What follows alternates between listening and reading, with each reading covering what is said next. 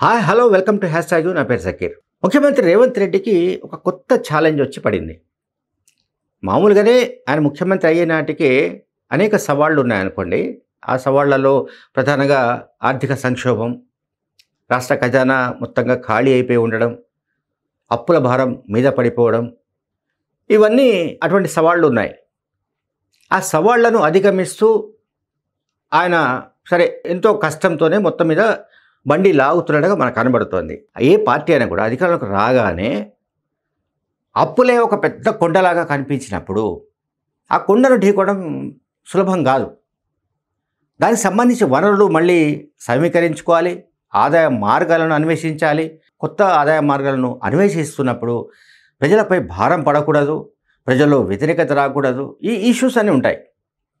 వీటన్నిటినీ ఆయన బేరీజు వేసుకొని చాలా జాగ్రత్తగా మొత్తం మీదైతే ప్రభుత్వాన్ని పరిపాలనను సాగిస్తున్నాడు. ఇదంతా ఒక ఎత్తు అయితే, ఇప్పుడు ఈ మంత్రివర్గ విస్తరణ అనేది ఇప్పుడు ఆయనకు ఒక చిక్కుముడిగా తయారైంది రేవంత్ రెడ్డికి. ఎందుకు తయారైందంటే కాంగ్రెస్ పార్టీలో ప్రజాస్వామ్యం ఎక్కువ కనుక ఎవరు ఏదైనా మాట్లాడవచ్చు. వేరే పార్టీలో సాధ్యం కాదు. తెలుగుదేశం లేకపోతే బీఆర్ఎస్ వంటి ప్రాంతీయ పార్టీలు సాధ్యం కాదు. అండ్ జాతీయ పార్టీ అనే బీజేపీలో కూడా సాధ్యం కాదు. అది కాంగ్రెస్ పార్టీలోనే ఈ రకమైన ప్రజాస్వామ్య సంస్కృతి బాగా వంట పట్టించుకున్నారు అందరూ. అందువల్ల ప్రతి ఒక్కరు ఢిల్లీకి వెళ్ళి పైరవీలు చేసుకోవడం మొదలుపెట్టారు. సో ఢిల్లీకి వెళ్ళి వాళ్ళు చేస్తున్న పైరవీలు ఫలిస్తాన్ని అనట్లేదు, కానీ వాళ్ళ ప్రయత్నాలు వాళ్ళు చేసుకుంటున్నారు. అట్లా ప్రయత్నాలు చేసుకోవడం కూడా తప్పు కాదు. అయితే ముఖ్యమంత్రి రేవంత్ రెడ్డికి వచ్చిన ఛాలెంజ్ ఏంటంటే, నిజానికి ఎన్నికలకు ముందు వివేక్ కావచ్చు, అండ్ మీకు చెప్పాలంటే పొంగులేటి కావచ్చు, అట్లాగే కోమటిరెడ్డి రాజగోపాల్ రెడ్డి కావచ్చు,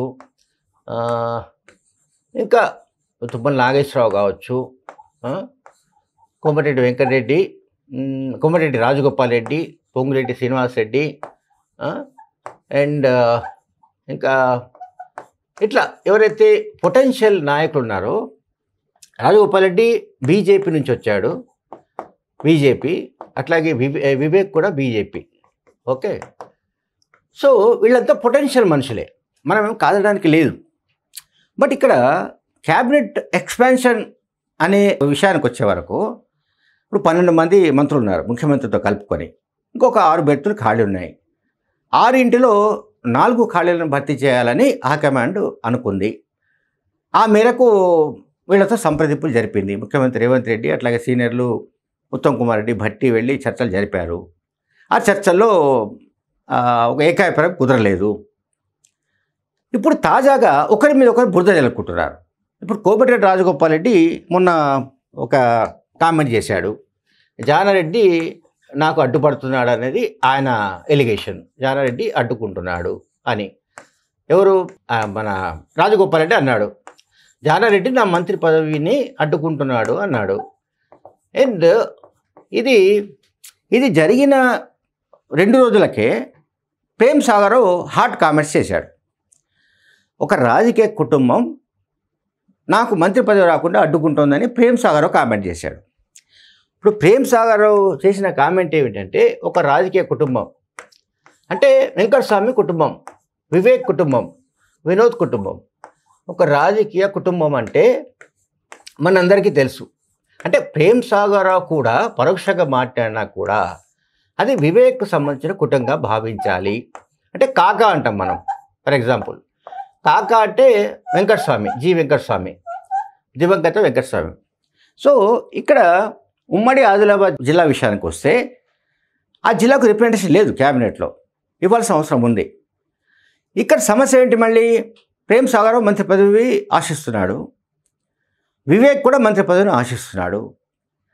సో వివేక్ కనుక ఇస్తే ప్రేమ్ సాగర్కు రాదు, ప్రేమ్ సాగర్కు వస్తే వివేక్ రాదు.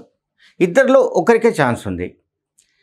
దాంతో ఇప్పుడు ప్రేమ్ సాగర్ వివేక్ మీద పడిపోతున్నాడు. వివేక్ కారణంగానే తనకు మంత్రి పదవి రావడం లేదంటూ ఆయన వివాదాస్పదమైన వ్యాఖ్యలు చేస్తున్నాడు, ఆరోపణలు గుప్పిస్తున్నాడు. దాన్ని మళ్ళీ వివేక్ కౌంటర్ చేశాడు. ఆయన ఏం చెప్పాడు వివేక్ అంటే, నేను బీజేపీలో ఉన్నప్పుడు రేవంత్ రెడ్డి స్వయంగా ఇంటికి వచ్చి కాంగ్రెస్ అధికారంలోకి రాబోతుంది కనుక మీరు తప్పకుండా మా పార్టీలో చేరండి అని ఆహ్వానిస్తేనే నేను చేరాను కాంగ్రెస్లోకి అన్నది వివేక్ కౌంటర్ ఇచ్చాడు ప్రేమ్ సాగర్కి. సో ఇది కరెక్టే. ఇప్పుడు వివేక్ చెప్తున్నది ఏమిటంటే రేవంత్ రెడ్డి నేనుగా బీజేపీని వదిలి కాంగ్రెస్లోకి రాలేదు. స్వయంగా రేవంత్ రెడ్డి వచ్చి, అప్పుడు ఆయన పిసిసి ప్రెసిడెంట్, స్వయంగా వచ్చి మన పార్టీ అధికారంలోకి వస్తుంది కాంగ్రెస్ పార్టీ, మీరు వస్తే బాగుంటుంది, ఆదిలాబాద్ జిల్లాలో ఒక పొటెన్షియల్ కావాలి, నాయకత్వం కావాల్సిన అవసరం ఉంది అని అంటేనే నేను చేరానని వివేక్ చెప్తున్నాడు. సో ప్రేమ్ సాగర్ మంత్రి పదవి ఇవ్వడమా లేకపోతే నాకు ఇవ్వడమా ఎవరికి ఇవ్వడమా అన్నది పార్టీ హైకమాండ్ నిర్ణయిస్తుంది, కానీ నేను కానీ మరొకరు కానీ అడ్డుకోవడం అనేది సాధ్యం కాదు. ఇది జరగని పని, అనవసరమైన వివాదాలు, అనవసరమైన రాద్ధాంతం ప్రేమ్ సాగర్ చేస్తున్నట్టుగా వివేక్ అంటున్నాడు. సో మొత్తంగా అంటే ఈ ఇష్యూస్ అన్నీ కూడా కోమటిరెడ్డి రాజగోపాల్ రెడ్డి, ప్రేమ్ సాగర్ రావు, అట్లాగే ఇటువంటి వివేక్, వీళ్ళందరితో ఈ ఇష్యూని ఎట్లా హ్యాండిల్ చేయాలన్నది ఇప్పుడు రేవంత్ రెడ్డికి ఒక తలనొప్పిగా మారినట్టుగా కాంగ్రెస్ వర్గాలు చెప్తున్నాయి. Thank you very much.